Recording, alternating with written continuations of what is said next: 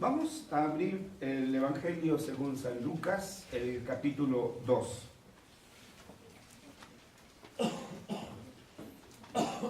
Y fijaremos nuestra atención, aunque no será lo único que hablemos, sí diríamos el versículo central de esta porción que hoy la traemos aquí a discusión en el buen sentido de la palabra. Versículo 14. Si lo tenemos, vamos a darle lectura a todos. Dice así: Gloria a Dios en las alturas y en la tierra paz, buena voluntad para con los hombres. Amén. Vamos a orar. Bendito Dios, en este día, en esta temporada y en esta hora, en que tu pueblo se congrega para que reunidos en un solo corazón, en un solo espíritu, proclame tu gloriosa majestad, también demos testimonio de tu poderoso evangelio. Mientras que otros todavía andan buscando salvación, nosotros sabemos que ésta ya ha venido y que el Mesías ha llegado ya y que tu promesa se ha cumplido ya. Nuestra tarea, Señor, es proclamarlo, nuestra tarea es predicarlo, nuestra tarea es enseñarlo. Pero también, Señor, por la intervención milagrosa de tu Espíritu Santo, nosotros somos también exhortados, instruidos también en tu palabra y en el conocimiento de tu evangelio. Queremos rogarte, pues, Señor, que en tu misericordia abra nuestros corazones con el poder iluminador de tu Espíritu Santo, para que no solamente conozcamos tu voluntad, sino que también la entendamos. Pero sobre todas las cosas, que hagamos tu voluntad. En el nombre de Jesús oramos. Amén. Amén. Estamos entonces presentando una serie que hemos titulado, y no es original, otros hermanos también han hablado de ello, de los primeros himnos de Navidad. Son cánticos poéticos que encontramos respecto del nacimiento de nuestro Señor Jesucristo solamente en el Evangelio de San Lucas. En esta serie que hemos titulado Los primeros himnos de Navidad, hemos analizado hasta ahora dos de estos himnos. ¿Lo recordarán? Sí. El primero fue el Magnificat de María. Engrandece mi alma al Señor. El segundo fue el Benedictus de Zacarías, que también lo hace bendiciendo al Señor. Bendito el Señor Dios de Israel. Y hoy veremos lo que dice aquí en el versículo 14 y que algunos hermanos han titulado como el Canticum Angeli, Gloria in excelsis Deo. Algunos lo hemos explicado, quizá a otros les parezca raro. ¿Por qué ese nombre en latín? Bueno, ya demostramos que no sabemos hablar muy bien latín, ¿verdad? Pero porque así, recuerden que la primera versión de las Escrituras que se dio al mundo fue en latín, en la Biblia conocida como la Vulgata Latina, traducida por Jerónimo. Y entonces esta Biblia, que fue antes de que naciera la Valera, la que nosotros llevamos, pues entonces esta era la Biblia que era conocida en todo el mundo, y entonces ellos así leían. Entonces, precisamente, trayendo ese testimonio de acá, por eso es que usamos este término, el Canticum Angeli, Gloria in excelsis Deo. Porque esas son las palabras de los ángeles. Ese es el canto de los ángeles, ¿sí? Cuando dicen, Gloria a Dios en las alturas, Gloria in excelsis Deo. Ahora bien, al analizar este cántico, no solo es importante considerar el contenido de las palabras de este himno angelical, que significa gloria a Dios en las alturas, que significa en la tierra paz, que significa buena voluntad para con los hombres. Esto es algo importante que trataremos de aclarar en esta tarde. Pero además, también que debemos de tomar en cuenta los pastores. ¿Por qué el Señor se presentó a estos hombres rudos, iletrados y humildes? ¿Y cuál fue la respuesta de estos hombres rudos, iletrados y humildes?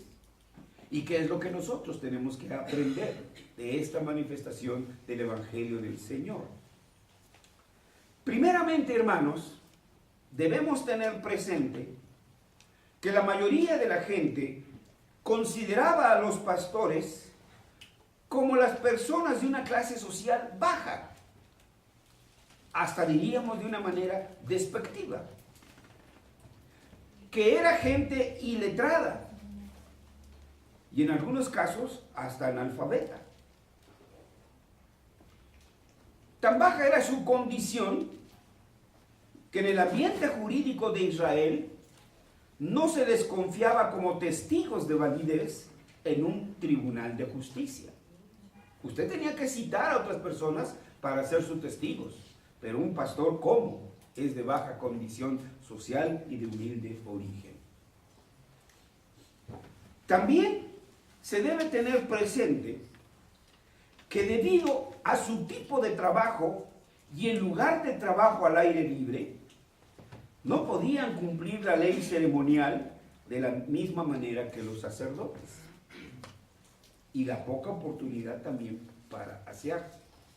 Si nosotros cuando salimos aquí, salimos en la mañana muy bañaditos, pero dígame usted 3, 4 de la tarde, ¿no?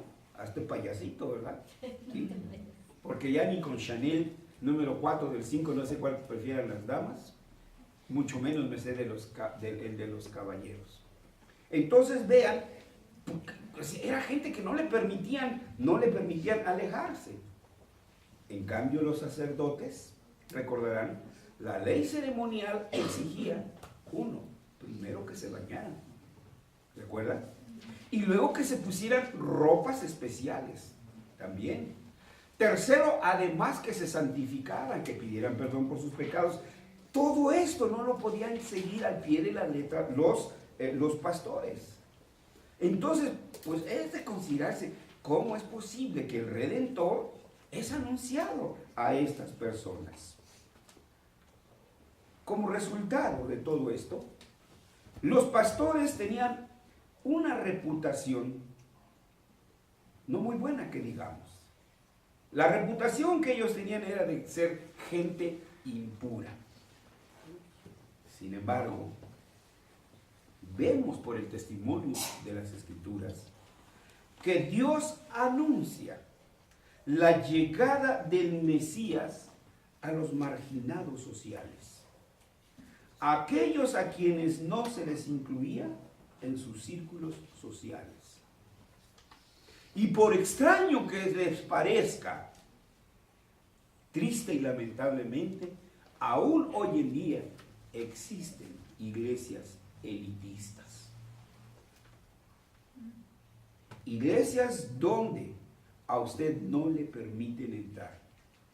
Tú debes irte a esta otra iglesia. No puedes estar en la iglesia de ¿qué será? Del Pedregal de Los Ángeles, etcétera.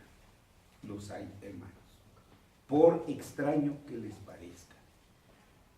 Pero ¿qué era la del Señor? El testimonio de nuestro Maestro.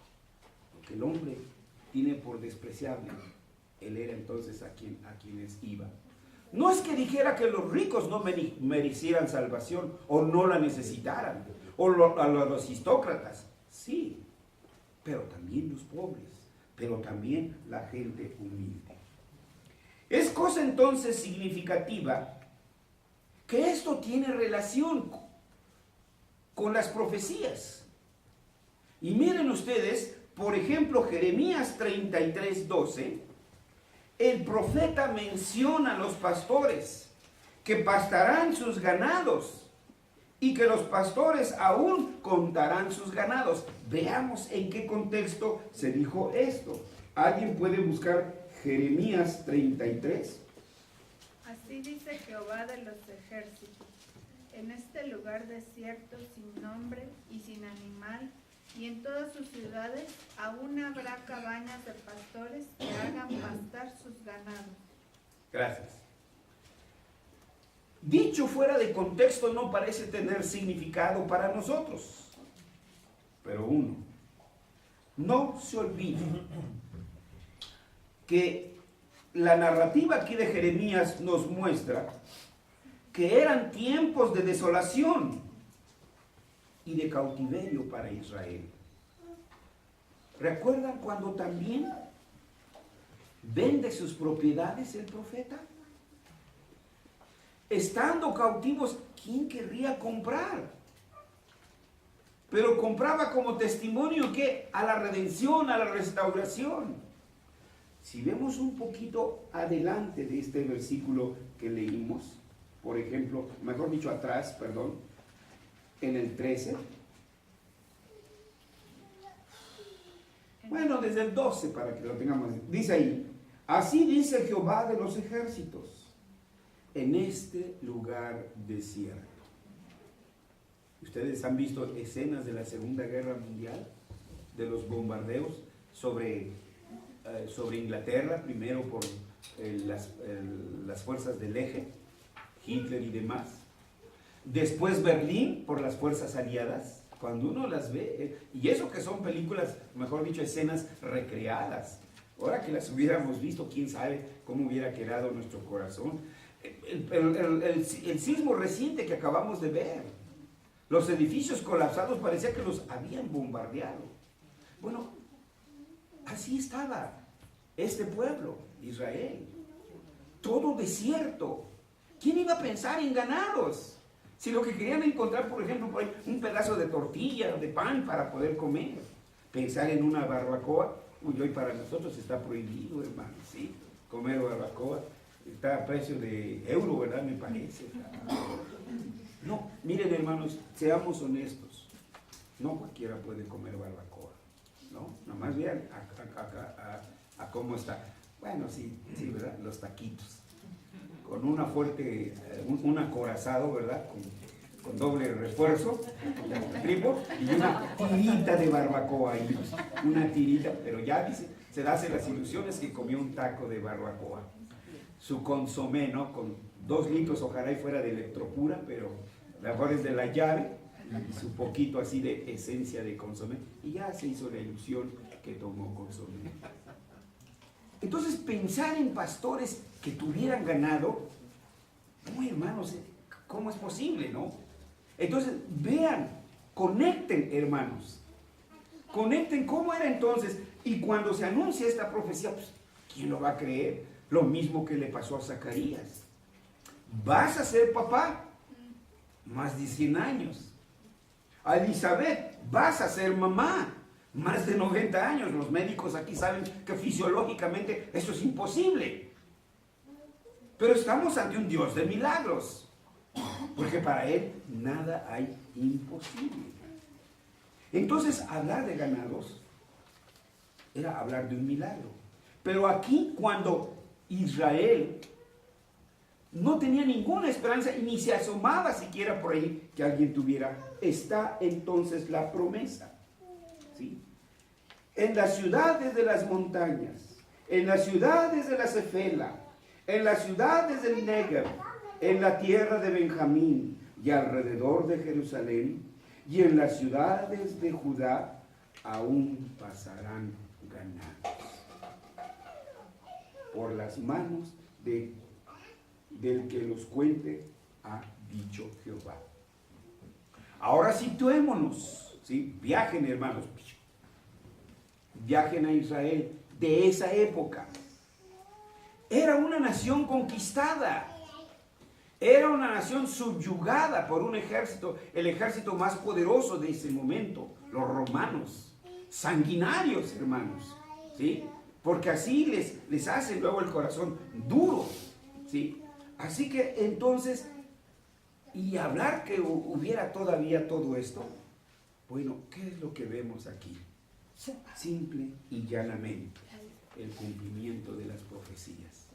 Que lo que Dios promete, lo cumple. Lo prometió y lo cumplió. Esta profecía nos proporciona un trasfondo tan importante que debe verse el contexto mesiánico En ese contexto debemos de verlo. Los pastores que menciona Lucas se encuentran exactamente donde dijo Jeremías que estarían. Eso es lo que tenemos que ver. El cumplimiento exacto de las profecías, el cumplimiento exacto de las promesas. En la región montañosa de Judea, ¿no dice eso el versículo? En las ciudades de las montañas. Eso es lo que describe Lucas, donde estaban los pastores. Este hecho es un recordatorio del retorno de la bendición de Dios a su pueblo. Es un recordatorio para nosotros, hermanos. No estamos solos. Nuestros amigos nos cortarán porque nos van a invitar a una posada y le vamos a decir que no.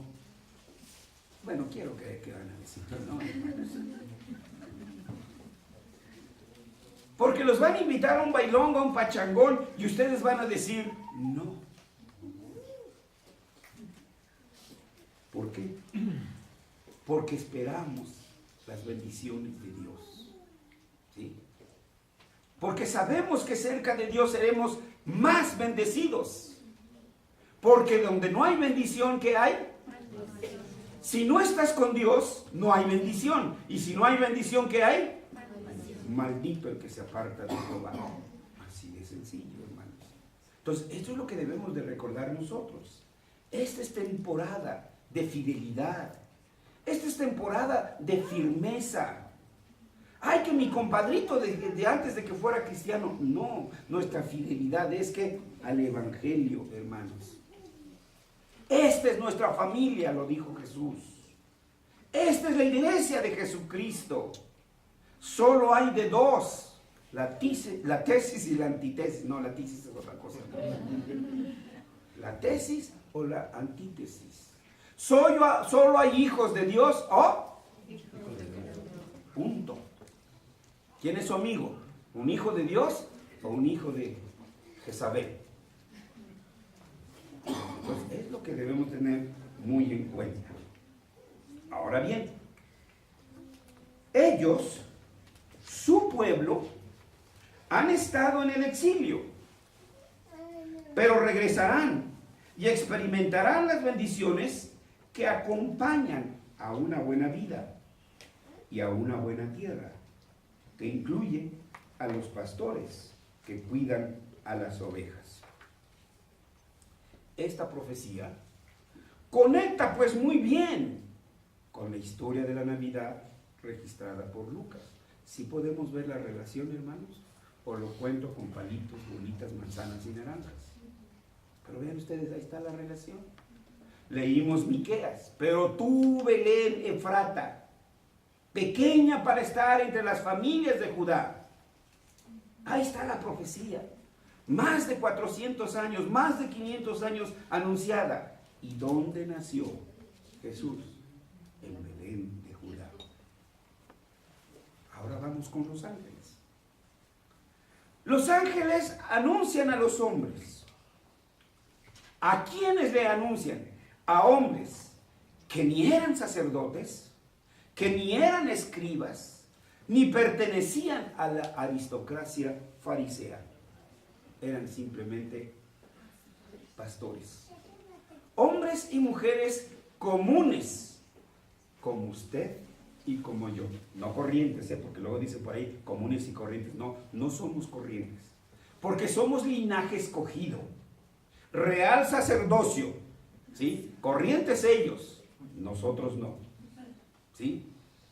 Entonces, a estas gentes ordinarias del orden común, a ellos les es anunciado que ha nacido un Yoshua, un Salvador. Porque hay un abismo entre Dios y los hombres, el pecado. Y no creamos, hermanos, que Dios es ciego.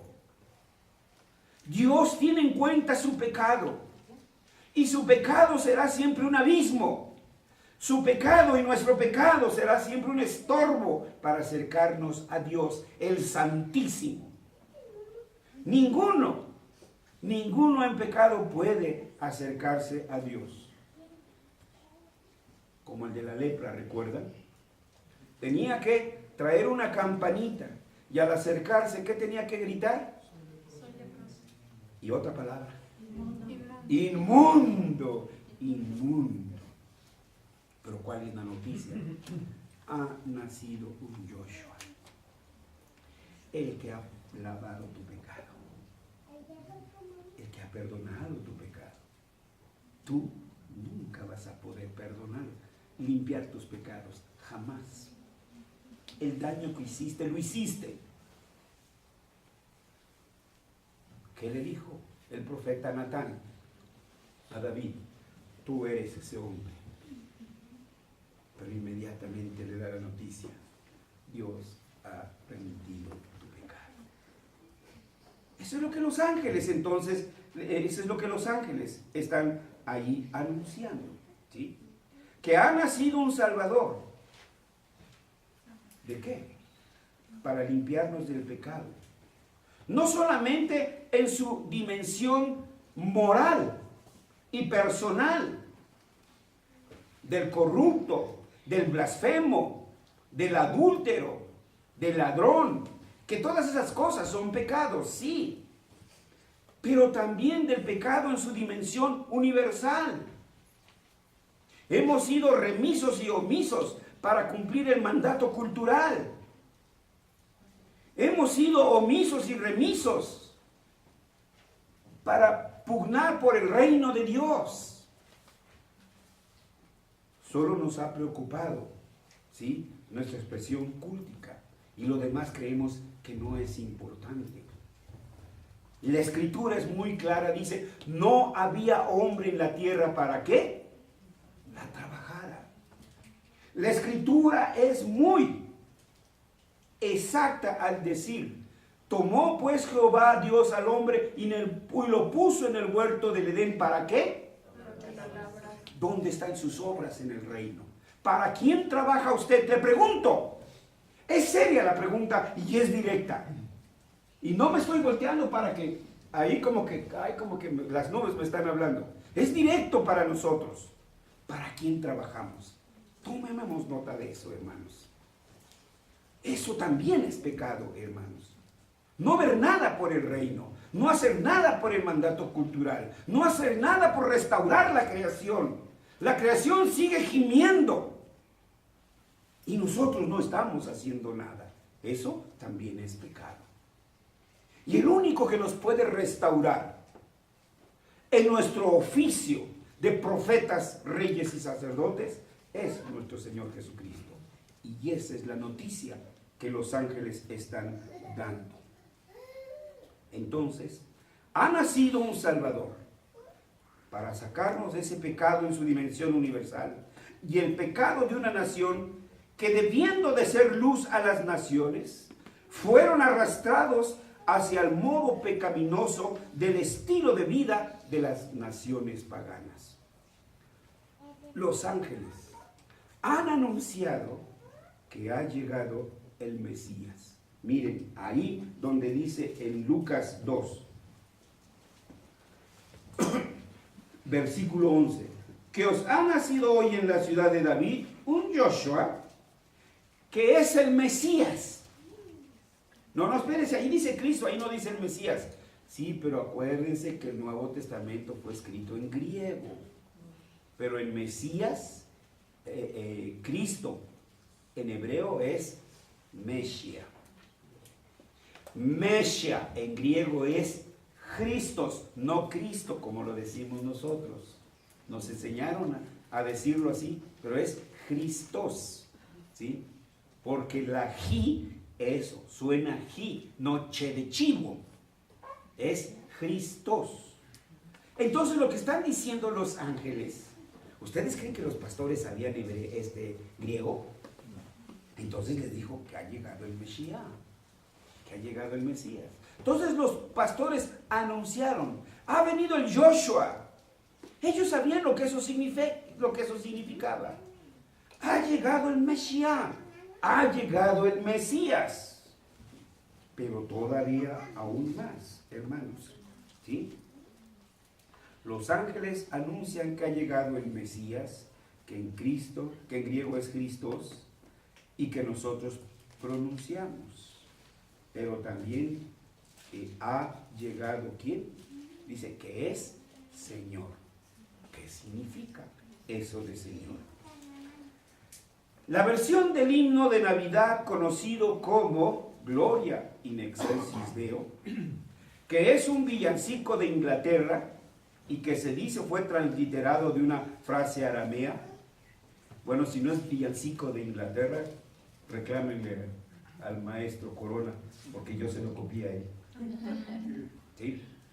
O a lo mejor yo copié mal, ¿verdad? Bueno, luego él nos lo va a aclarar.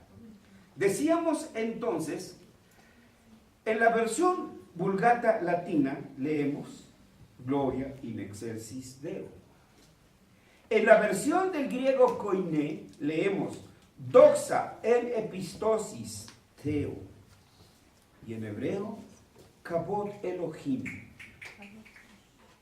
Bam Romim Ba Aretz Shalom Abenei Adam Ratzon. ¿Le entendieron?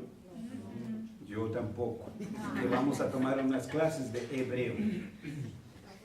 Pero todo esto simplemente es una repetición de lo que a nosotros ya nos ha traducido. Gloria a Dios en las alturas y en la tierra paz, buena voluntad para con los hombres. Lo hemos dicho en otras ocasiones y hoy lo tenemos también que recordar y para nosotros aclarar. Que se leen por ahí versiones paz para con los hombres de buena voluntad.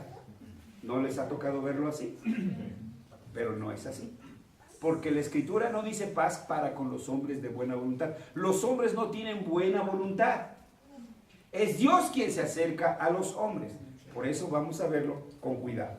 Primero, gloria a Dios en las alturas es la primera expresión. Los ángeles comienzan con una gratitud expresada en alabanza. Porque las Escrituras por todas partes nos revelan y nos recuerdan que hemos sido rescatados de la muerte para glorificarle a Él. Para gloria mía los he creado y los he redimido. Esto es algo que siempre debemos tener presente, de la gratitud que le debemos a Dios por su gracia y por su misericordia. Nadie está aquí por méritos, ninguno. Estamos simplemente por la misericordia de Dios. Nosotros debemos alabar a Dios y mostrar nuestra gratitud tanto con nuestra lengua como con cada una de las acciones de nuestra vida diaria. La motivación para irrumpir en alabanza es que Dios nos ha reconciliado con Él a través de su Hijo amado. Esto es lo que debe movernos para glorificar su nombre, por las riquezas de sus bondades y su inconmensurable misericordia. ¿Recuerdan la mujer que iba a ser apedreada? ¿Sí? Después de ese evento, ¿qué dice el Señor? ¿Dónde están los que te condenaron? Ninguno hay. ¿Qué dijo el Señor? Yo te condeno. Vete y no peques más. Hermano, Dios le ha perdonado su pecado. Créalo. Olvidado. Si los demás lo siguen señalando con el dedo, que no le importa. Dios es el que le ha perdonado. Él es el único que nos puede perdonar. Y si de corazón hemos reconocido nuestro pecado, hemos reconocido que hemos ofendido a Dios, hemos reconocido que Jesús llevó nuestras podredumbres y nos hemos abrazado en fe a ese ofrecimiento, entonces hemos nacido de nuevo. Entonces somos hijos de Dios. Entonces Dios nos ha perdonado. No lo dude. Porque no depende de mi opinión, ni depende de la opinión de él o de la opinión de ella. Depende de las promesas de Dios. Eso nos hace prorrumpir en alabanza. Alabado sea Dios. Eso es lo que hicieron entonces los ángeles. Por ello, cada vez que no sea mencionada y recordada nuestra salvación, debemos entender que somos llamados a expresar nuestra sincera y profunda gratitud y nuestras más afectuosas y explosivas alabanzas. Por eso estamos aquí, porque tenemos gratitud para con Dios. ¿O no están agradecidos, hermanos? ¿No nos conmovieron los cantos que escuchamos? Humilde reclinó su cabecita a merced del hombre, a los cuidados de una mujer, el rey del universo. Pero todo ¿para qué? Para llevarlo a usted, para llevarlo a mí, para acercarnos a él, aunque los demás nos habían desechado. Él nos dice: venid a mí y yo os haré descansar. Los ángeles siguen sobre la tierra. Paz. En el idioma original dice kai epi ges. Y epi, sobre ges. Entonces, no brota de. La paz no viene de. No la va a lograr la ONU, hermanos. Imposible. Epi, sobre ges. Esa paz vino de arriba. Dios tomó la iniciativa. Esto indica que esa paz es imposible que surja de la tierra. La paz viene de arriba, de parte de Dios, porque Él nos ve a través de su Hijo amado. Jesús, el Cristo, no es una paz cultivada por el hombre y entre los hombres. Es una paz otorgada por Dios, de pura gracia y de pura misericordia. Nosotros sabemos, por la Escritura, según Efesios 2:3, que nacimos siendo hijos de ira y que éramos enemigos naturales de Dios y de su creación. Ponnos lo que dice y que leímos, Isaías 24. ¿Alguien lo quiere leer, por favor? Isaías 24:5.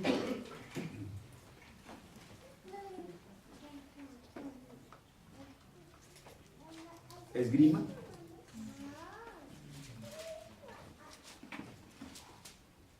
Y la tierra se contaminó bajo sus moradores, porque traspasaron las leyes, falsearon el derecho, quebrantaron el pacto sempiterno.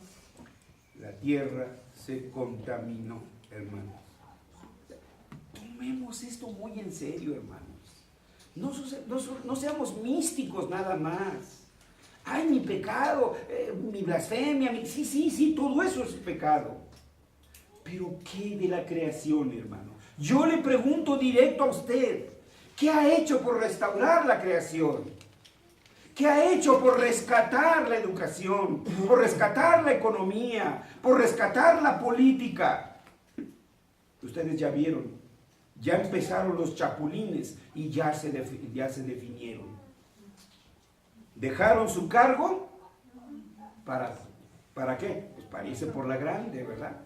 Bola de chapulines. Perdón por lo de los chapulines, ¿no? Porque ellos sí cumplen, ¿sí?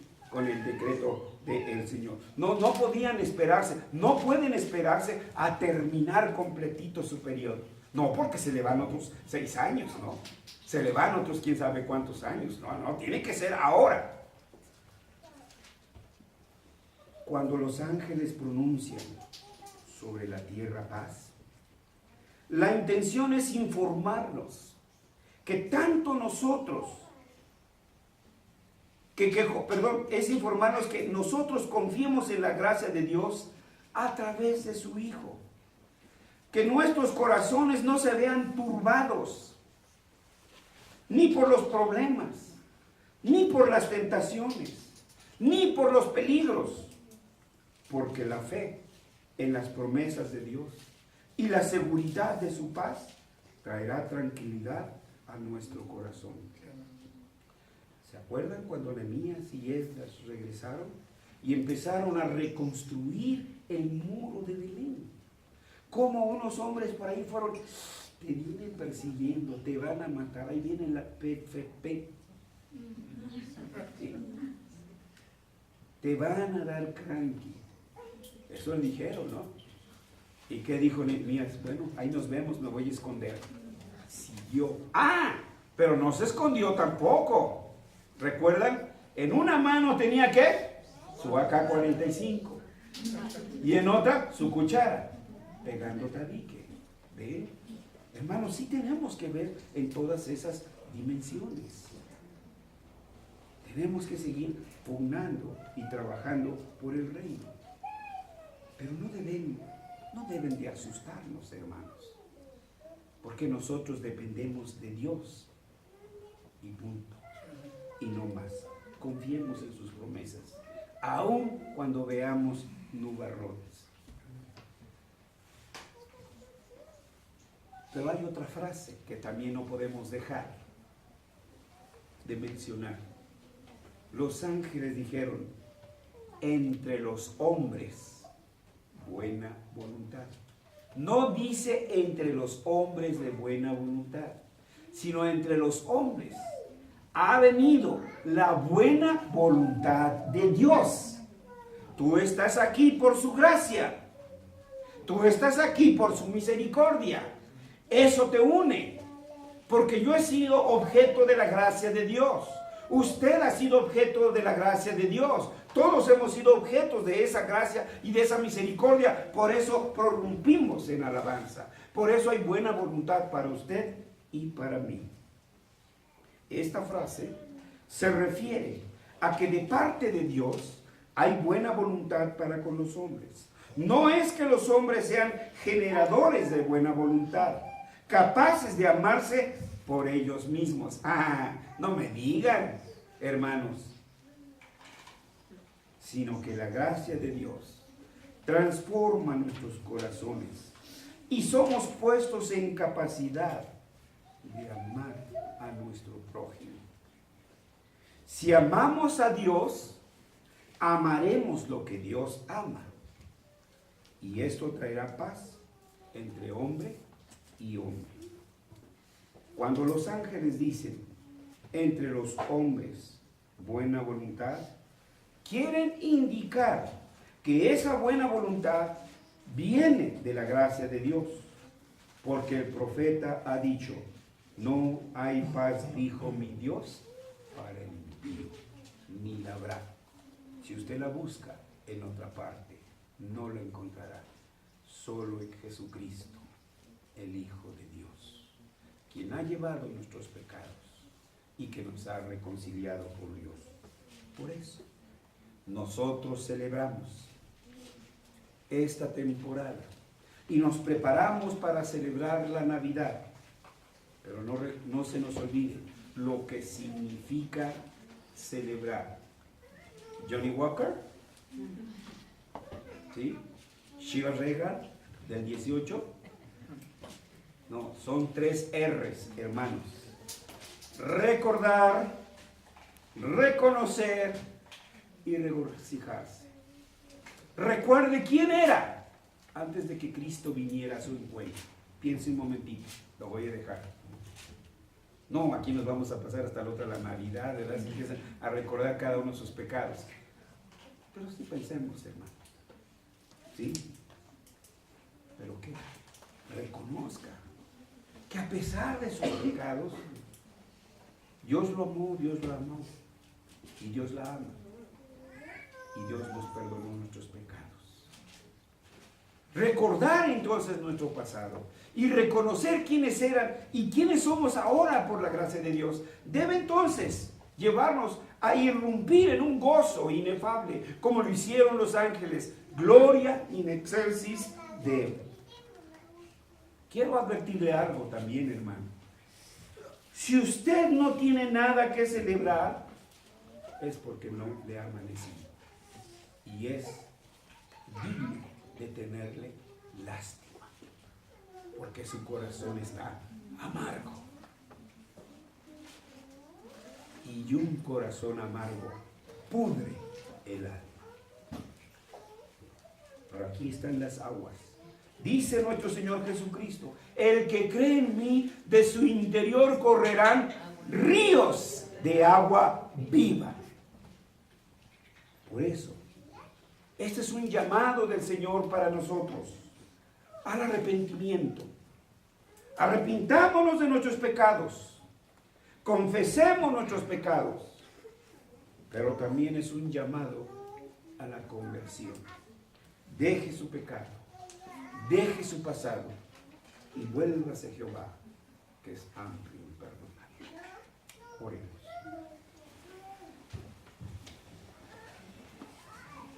Padre Santo, lo hemos hecho, pero lo seguiremos haciendo. Reconocemos nuestros pecados, la bajeza de ellos y cómo estos nos alejan de ti. Cómo estos pecados enfrían nuestra fe para contigo, Señor.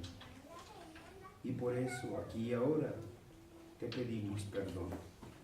Yo te pido perdón, Señor, porque he pecado contra ti. Mi hermano, mi hermana también te pide perdón. No le oyes, Señor. No oyes su corazón. Está diciendo: he pecado contra ti, Señor. Escucha su voz de arrepentimiento y acepta el ofrecimiento que Él hace por la fe en Jesús. Yo creo en Jesús. Mi hermano también, mi hermana también, Señor. Pero yo, como ellos, decimos: creemos, Señor, pero ayuda nuestra incredulidad. Fortalece nuestra fe. Haznos fuertes en ti. Que no nos seduzcan los hijos de la antítesis, Señor. Que seamos firmes en nuestro testimonio. No solo en esta temporada, sino siempre hasta que tú nos llames a tu presencia. Señor, pero también encomendamos a aquellos que han apostatado, Señor. Está desgarrado nuestro corazón por nuestros hermanos que viven en apostasía. Y te pedimos por ellos. Frénalos en su loca carrera de apostasía, Señor.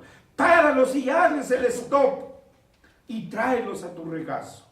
Nos va a doler su caída, Señor, pero será un dolor con alegría. Por eso te pedimos también por ellos, en el nombre de Cristo Jesús. Amén. Amén.